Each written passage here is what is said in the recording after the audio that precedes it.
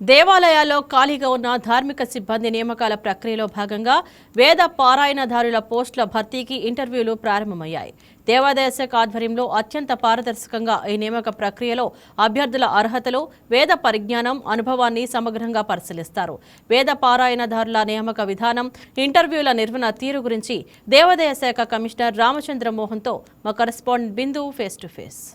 వ్యాప్తంగా దేవాదాయ శాఖలో పోస్టులు భర్తీ చేయడానికి పెద్ద ఎత్తున సన్నద్ధాలు అయితే జరుగుతున్నాయి. ఇప్పటికే దేవాదాయ శాఖ కమిషనర్ కూడా దీని మీద పూర్తిగా తనిఖీలు చేస్తూ ఉన్నారు. ఎలా పోస్టులు భర్తీ చేయాలి, అసలు ఎటువంటి విభాగాల్లో ఈ పోస్టులు ఉన్నాయని సార్ని అడిగి తెలుసుకుందాం. సార్, ఏ విభాగాల్లో పోస్టులు ఖాళీ ఉన్నాయి, ఎలా జరుగుతుంది ప్రాసెస్?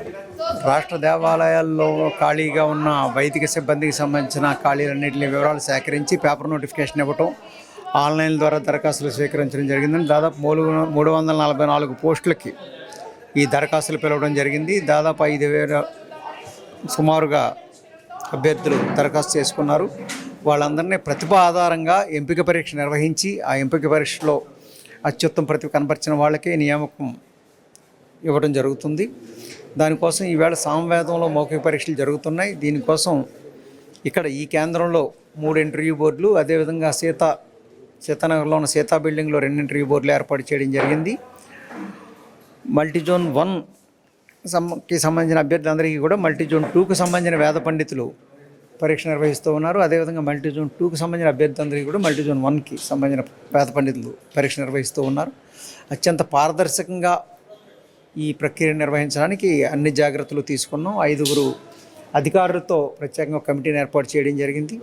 పారదర్శకమైన విధానంలోనే ఈ ప్రక్రియ మొత్తం జరుగుతుంది. ప్రతిభ ఆధారంగానే ఎంపిక ఉంటుంది. ఇప్పటికి ఎన్ని దేవాలయాల్లో పోస్టులు ఖాళీగా ఉన్నాయి అండ్ ఎంతమంది పండితులు ఉన్నారు?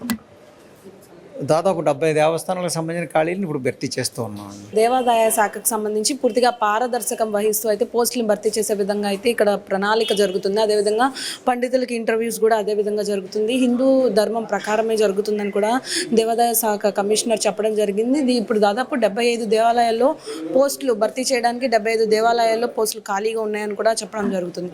ఇది ఇక్కడ పరిస్థితి. వీడియో జర్నలిస్ట్ విశ్వనాథ్ బిందు, వైకే న్యూస్, విజయవాడ.